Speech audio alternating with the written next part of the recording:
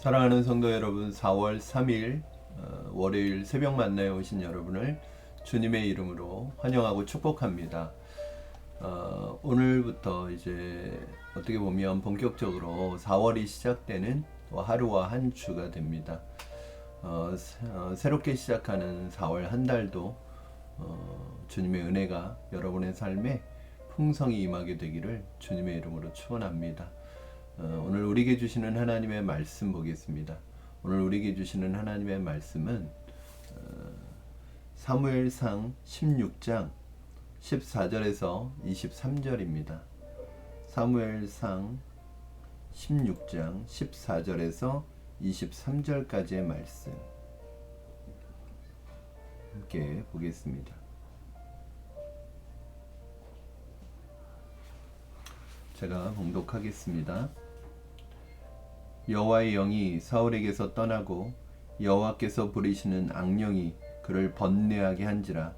사울의 신하들이 그에게 이르되, 보소서, 하나님께서 부리시는 악령이 왕을 번뇌하게 하온즉 원하건대 우리 주께서는 당신 앞에서 모시는 신하들에게 명령하여 수금을 잘 타는 사람을 구하게 하소서. 하나님께서 부리시는 악령이 왕에게 이를 때에 그가 손으로 타면 왕이 나으시리이다 하는지라. 사울이 신하에게 이르되, 나를 위하여 잘 타는 사람을 구하여 내게로 데려오라 하니, 소년 중 한 사람이 대답하여 이르되, 내가 베들레헴 사람 이새의 아들을 본즉 수금을 탈 줄 알고 용기와 무용과 구변이 있는 준수한 자라. 여호와께서 그와 함께 계시더이다 하더라. 사울이 이에 전령들을 이새에게 보내어 이르되, 양치는 내 아들 다윗을 내게로 보내라 하매, 이새가 떡과 한 가죽 부대의 포도주와 염소 새끼를 나귀에 실리고 그의 아들 다윗을 시켜 사울에게 보내니, 다윗이 사울에게 이르러 그 앞에 모셔 섬에 사울이 그를 크게 사랑하여 자기의 무기를 드는 자로 삼고, 또 사울이 이새에게 사람을 보내어 이르되, 원하건대 다윗을 내 앞에 모셔서게 하라. 그가 내게 은총을 얻었느니라 하니라. 하나님께서 부리시는 악령이 사울에게 이를 때에 다윗이 수금을 들고 와서 손으로 탄즉 사울이 상쾌하여 낫고 악령이 그에게서 떠나니라. 아멘. 우리의 삶에 일어나는 일들 중에서 정말 우연같이 일어나는 일들이 많이 있습니다. 우리가 계획한 일이 아님에도 불구하고 마치 계획된 일처럼, 짜여진 일처럼 일어나는 일들이 종종 우리의 삶에 있게 되죠. 오늘 본문에서 사울과 다윗의 첫 만남이 그렇습니다. 여러분, 사울에게서 성령이, 하나님의 영이 떠나게 되죠. 사울이 하나님의 말씀에 불순종하는 삶을 지속하자 하나님께서 사울에게서 왕위를 패하고, 그렇게 되자 하나님의 영이 사울을 떠나게 됩니다. 하나님의 영이 사울을 떠남과 동시에 사울은 악령에 사로잡혀 그 고통스러운 시간을 보내게 됩니다. 이것이 사울 혼자 있을 때만 그랬던 것이 아니라 신하들에게도 보일 정도로 그 상태가 심각했던 것 같습니다. 신하들은 이러한 상황에 대한 좋은 묘책을 떠올리고 사울 왕에게 그 묘책을 제안을 합니다. 그 내용이 15절 16절 말씀인데 한번 제가 읽겠습니다. 여러분, 사울의 신하들이 그에게 이르되, 보소서, 하나님께서 부리시는 악령이 왕을 번뇌하게 하온즉 원하건대 우리 주께서는 당신 앞에서 모시는 신하들에게 명하여 수금을 잘 타는 사람을 구하게 하소서. 하나님께서 부리시는 악령이 왕에게 이를 때에 그가 손으로 타면 왕이 나으시리이다 하는지라. 신하들은 일종의 사울 왕에게 음악 치료를 권하고 있는 것입니다. 수금을 잘 타는 사람을 데려다가 그 수금을 연주하면 악령이 떠나갈 것이라고 그렇게 예상을 하고, 왕에게 그렇게 수금을 잘 타는 사람을 데려올 것을 제안하죠. 그래서 그러면 누가 좋겠느냐라고 물었을 때 그 신하 중에 젊은 신하 하나가 이렇게 대답을 합니다. 자, 우리 그 신하에 의해서 추천된 사람이 누구였느냐? 그럼 바로 다윗이었습니다. 우리 18절 말씀 같이 읽겠습니다. 소년 중 한 사람이 대답하여 이르되 내가 베들레헴 사람 이새의 아들을 본즉 수금을 탈 줄 알고 용기와 무용과 구변이 있는 준수한 자라 여호와께서 그와 함께 계시더이다 하더라. 네, 바로 다윗이었습니다. 이 소년이 추천한 사람은 그 젊은 신하가 다윗을 추천하는 이유를 한번 여러분 보시겠어요? 첫 번째는 수금을 잘 탈 뿐만 아니라 그는 용기도 있고 또 무용이라는 것은 이거 뭐냐면 무술입니다. 무술에 뛰어나고 또 하나는 구변이 있습니다. 말도 잘하고요. 또 마지막으로 아주 중요한 이유인데 여호와께서 그와 함께 하시더이다. 즉 하나님의 영이 다윗과 함께 하시는 것이 사람들에게 보여지는 거죠. 다윗이 기름 부음을 받자 다윗에게 하나님의 영이 임하죠. 그리고 사울에게 하나님의 영이 떠나게 되죠. 우리는 여기서 두 사람을 통해서 아주 대조적인 인생을 발견하게 됩니다.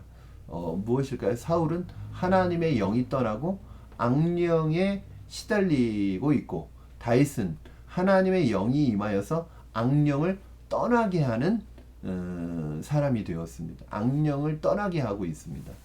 우리 23절 말씀 볼까요? 23절 하나님께서 부리시는 악령이 사울에게 이를 때 다윗이 수금을 들고 와서 손으로 탄즉 사울이 상쾌하여 낫고 악령이 그에게서 떠나더라.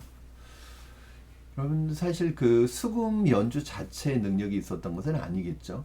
바로 포인트는 다윗은 하나님의 영이 함께 하시는 사람이었습니다. 하나님의 영이 함께 하시는 사람이 연주를 하면 악한 영이 떠납니다. 하나님의 영이 임하시는 사람이 무엇을 하면 그 일에 복이 임하는 것이죠. 여기서 중요한 것은 하나님의 영이 임한 것이죠. 이 부분의 이야기를 통해서 성경에서 말하고자 하는 말씀은 무엇입니까? 바로 하나님의 영이 떠난 사람이 얼마나 비참해지는지, 그리고 얼마나 비극적인 모습으로 바뀌는지, 그리고 하나님의 영이 임한 사람이 얼마나 아름다운 모습으로 바뀌는지를 우리에게 오늘 대조를 시켜주고 있는 것입니다. 사랑하는 성도 여러분, 여러분은 하나님의 영이 임하는 사람입니까? 하나님의 영이신 성령과 동행하는 분입니까? 아니면 성령과는 상관없이 내 마음대로 악한 영들에게 이끌려 살아가는 사람입니까? 그렇다면 그 인생은 대조적인 인생으로 갈라질 수밖에 없습니다. 그렇죠? 여러분, 사울도 하나님의 영이 임했던 사람이에요. 하나님의 영이 임할 때 사울은 아름답게 쓰임 받았습니다. 그러나 그것은 사울의 능력이 아니었습니다. 하나님의 영이 떠나자 사울은 비참한 사람이 되어버립니다. 여러분, 우리도 마찬가지입니다. 우리가 이렇게 하나님 안에서 아름다운 삶의 모습으로 살아가고 있는 것은 내가 잘나고 똑똑하고 내가 괜찮아서가 아니라 하나님의 영이 있기 때문입니다. 다윗은 나중에 다윗이 왕이 됐을 때 하나님 앞에 범죄했을 때 그런 기도를 하죠. 주의 성령을 내게서 거두지 마옵소서. 왜냐하면 그것은 고통스러운 것이죠. 하나님께서 왕이라는 자리를 감당하도록 성령을 부어주셨습니다. 그런데 그 성령을 거두어 가시면 성령은 거두어 가시고 자리만 남아있으면 그 자리는 고통스러운 자리가 되고 마는 것입니다. 언젠가 제가 한번 그런 말씀을 드린 적이 있죠. 이 세상에서 가장 불쌍한 사람이 누구냐? 가장 불쌍한 사람이 누굴까요? 성령 충만하지 않은 목회자라고 말씀드린 적이 있습니다. 여러분, 그렇습니다. 이 목회라는 것은 어떤 분이 그러시더라고요. 이제 평생 목회를 지내고 이제 은퇴를 얼마 남겨두지 않은 목사님이 목회를 한마디로 정의하는데 뭐라고 정의했냐면 목회는 사람이 할 짓이 아니다. 그 정도로 목회라는 것은 사실은 내 힘과 능력으로 할 수 없는 것이잖아요. 그런데 만약에 그런 목회를 성령님의 도움이 없이 성령님의 은혜 없이 온전히 나의 힘으로만 감당하고 있다면 그것은 굉장히 고통스러운 일이 될 것입니다. 가장 불쌍한 사람이 될 것입니다. 사랑하는 성도 여러분, 목회자만 그렇겠습니까? 우리 성도님들, 우리 그리스도인들은 하나님의 영이 성령으로 충만하지 않으면 우리는 인생의 비극적인 삶을 살아갈 수밖에 없습니다. 저는 여러분 안에 성령이 충만하시기를 주님의 이름으로 축원합니다. 성령님과 동행하는 여러분 되기를 주님의 이름으로 축원합니다. 그런데 이 버림받은 왕과 새로운 왕의 이 첫 만남이 너무나 운명의 장난같이 이루어집니다. 사울의 신하가 다윗이 왕으로 기름 부음 받은 사람이라는 것을 전혀 알 리가 없습니다. 비밀리에 이루어졌기 때문에. 그런데 그냥 자신이 좋은 사람을 추천한 거예요. 그런데 하필 그 사람이 사울의 정적이 되고 앞으로 사울의 왕이라는 타이틀의 라이벌이 될 다윗이었습니다. 그리고 그렇게 사울 왕의 곁에 오게 된 다윗은 또 사울 왕의 사랑을 한 몸에 받는 신하가 됩니다. 우리 21절 말씀 같이 읽겠습니다. 21절입니다. 다윗이 사울에게 이르러 그 앞에 모셔섬에 사울이 그를 크게 사랑하여 자기의 무기를 드는 자로 삼고 22절 또 사울이 이새에게 사람을 보내어 이르되 원하건대 다윗을 내 앞에 모셔서게 하라 그가 내게 은총을 얻었느니라 하니라. 사울에게 있어서 다윗은 너무나 마음에 들고 아끼는 신하 아낄 수밖에 없죠. 다윗이 수금으로 연주를 하면 악령이 떠나고 그는 너무너무 좋은 사람이었습니다. 사울은 이런 신하가 곁에 있다는 것이 아마 너무나 좋았을 것입니다. 그래서 이새에게 전령을 보내서 네 아들 다윗이 내 곁에서 나를 섬기는 자가 되게 하도록 허락하라고 아버지 이새에게 허락을 받습니다. 어떻게 이런 우연이 일어날 수 있을까요, 여러분? 세상에는 이런 우연 같은 일들이 많이 일어납니다. 그러나 믿음의 눈으로 보면 사실은 우연은 없습니다. 다 필연입니다. 바로 우연한 것처럼 보이지만 우연은 보이지 아니하시는 하나님의 역사하시는 또 다른 방법이죠. 우연은 아닙니다. 사랑하는 성도 여러분, 우리 인생의 주권이 하나님께 있음을 믿으시고 그분께 나의 삶을 맡기시기 바랍니다. 하나님의 영에 충만하여서 우리가 할 수 있는 것은 하나님의 영에 충만한 것입니다. 우리가 날마다 하나님의 성령 충만을 구하고 사모하고 하나님의 영에 충만하여서 하나님께서 내게 맡겨주신 그 일을 믿음으로 최선을 다해 믿음으로 해나가면 하나님께서는 하나님의 때에 하나님의 방법으로 우연 같은 상황을 통해서 우리를 하나님의 나라에 그리고 우리의 인생의 비전을 향하여 세워 가실 줄로 믿습니다. 저는 여러분의 삶이 그런 삶이 되기를 주님의 이름으로 축원합니다. 우연이 아니라 하나님의 섭리와 계획 속에 우리가 걸어갈 때 내 계획과 내 생각대로 되지 않는다 할지라도 실망하지 마시고 사람의 길을 계획할지라도 그 걸음을 인도하시는 분은 하나님이라는 말씀처럼 하나님께서 여러분의 삶의 길을 인도하실 줄로 믿습니다.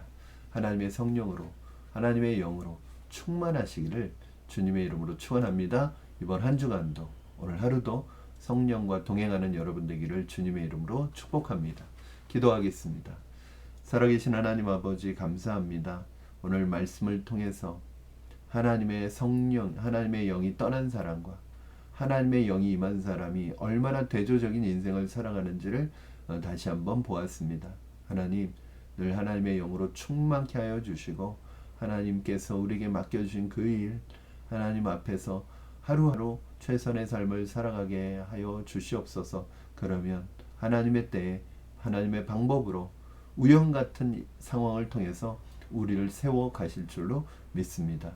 우리 인생을 주님 손에 의탁하오니 우리 인생을 붙들어 주시고 책임져 주시옵소서. 우연이 아니라 하나님의 필연과 섭리 속에 이루어지는 일임을 믿고 합력하여 선을 이루시는 하나님을 오늘도 경외하며 신뢰하며 믿음으로 따라가는 우리가 되게 하여 주시옵소서. 감사드리며 예수님의 이름으로 기도하옵나이다. 아멘. 사랑하는 성도 여러분, 완연한 봄입니다. 이번 한 주도 큰 은혜가 있기를 바라고요. 특별히 이번 한 주 우리는 고난 주간으로 한 주를 보내려고 합니다. 우리 성도님들 한 분 한 분 주님의 고난을 묵상하며 더 깊은 주님의 사랑을 느끼고 체험하는 시간이 되기를 주님의 이름으로 축복합니다. 사랑합니다. 우리 내일 새벽 만나 시간에 다시 뵙도록 하겠습니다. 오늘 하루도 주님과 동행하는 여러분 되기를 축복합니다.